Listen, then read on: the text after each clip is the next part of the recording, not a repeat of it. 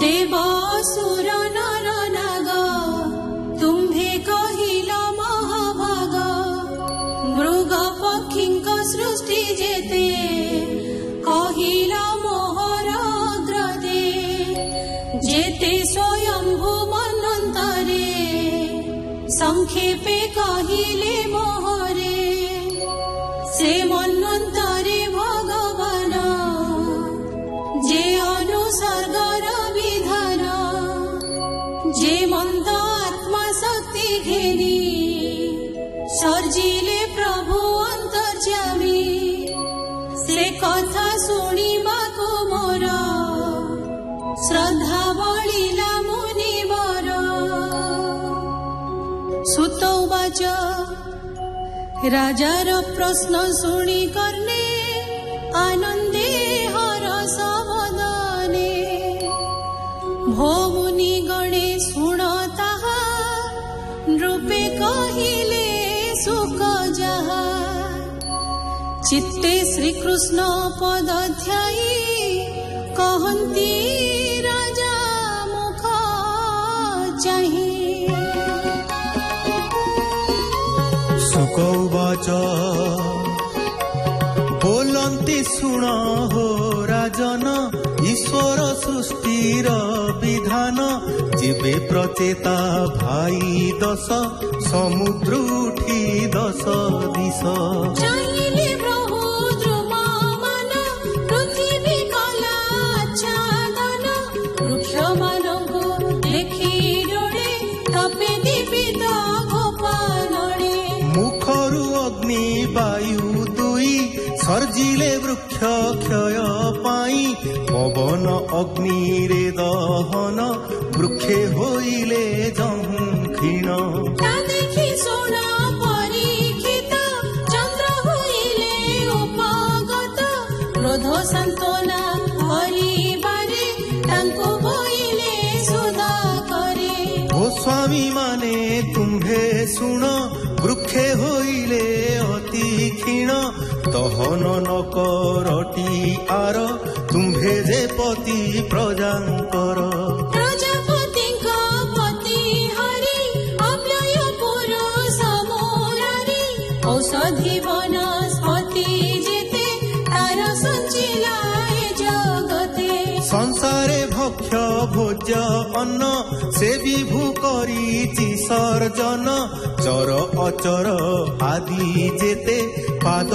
पादर सहिते हस्त हस्त जुता जेहु द्विपद चतुष्पद केहु तुम्भे सकाळे सर्जिब संसारे छन्ति जेते जीव प्रजार सृष्टि करिबारे जेणु आइल ए संसारे मो बाणी शुण सावधान दहन न कर ए बन पिता पितामह तुम्भर सेवित प्रपितामहर न कर सत्य मार्ग दूर क्रोध नल दूर कर बालक बंधु पिता माता नयन बंधु लोम पता भिक्षुक बंधु गृही जन अज्ञर बंधु सुज्ञजन स्त्रीर बंधु स्वामी निज प्रजार बंधु महाराज जीवर हृद गते हरि अछन्ति आत्मा रूप धरि से सर्व समान देखई ताहार शत्रु मित्र नाही जीवे समान जे देखई ताहाकु ज्ञानी बोली कही क्रोध को जिणे जेउ नर से जान त्रिगुण बाहार अनंत गुण बोली तारे निर्भये बुलई संसारे कल्याण होइब तुम्हार शेष द्रुमंकु रक्षा कर वृक्ष पालित जेउ कन्या से तुम्भ मनोरमा केतेक कही राजा सोम आनंदे हरस बदन कन्या को आनी तांकु देले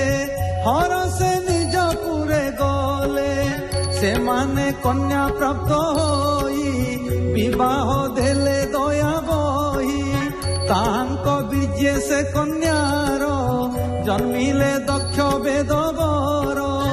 ଯାହାର ପ୍ରଜାର ସର୍ଜନେ ପ୍ରଜା ପୁରିଲେ ତ୍ରିଭୁବନେ ହେମନ୍ତେ ଦକ୍ଷ ପ୍ରଜାପତି ସର୍ଜିଲେ ସର୍ବଭୂତ ସ୍ଥିତି ମାନସେ ବିଜୟ ବାଜାହା ସର୍ଜିଲେ ଶୁଣ କହୁଁ ତାହା ପ୍ରଥମେ ମନୁ କଲା ଜାତ ସେ ପ୍ରଜାପତି ଲୋକନାଥ ଦେବ ସୁର ନର ଆଦି ଆକାଶ ଜଳ ସ୍ଥଳ ସିଦ୍ଧି ପ୍ରଜା ଅବୃଦ୍ଧି ଦେଖି ଦକ୍ଷ ମନରେ କଲେ ଅତି ଦୁଃଖ ବିନ୍ଧ୍ୟ ପର୍ବତକୁ ସେ ଯାଇ ତପ ଆରମ୍ଭ କଲେ ତହିଁ ତକ୍ଷଣେ କରି ଆଚମନ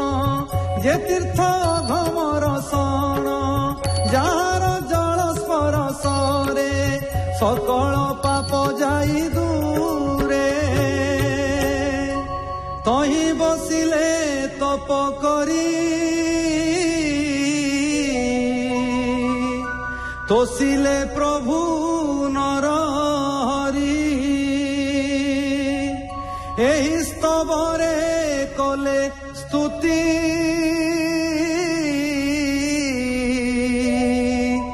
ଯେଣେ ପ୍ରସନ୍ନ